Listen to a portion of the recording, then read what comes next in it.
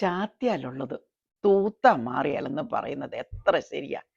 ഈയിടെ 2 സ്ത്രീകളെ ഷോപ്പ് ലിഫ്റ്റിങ്ങിന്, അതായത് കടയിൽ കയറി തുണികളും മറ്റു സാധനങ്ങളും കട്ടെടുത്തതിന് പിടിച്ചു. തെറ്റ് ചെയ്യുന്നവരെ പിടിക്കുന്നതുകൊണ്ട് കുഴപ്പമില്ല. പക്ഷേ ഈ കടക്കാരും എല്ലാവരും കാണുന്നവരും എല്ലാം പറയുന്നത് എന്നാന്നറിയോ?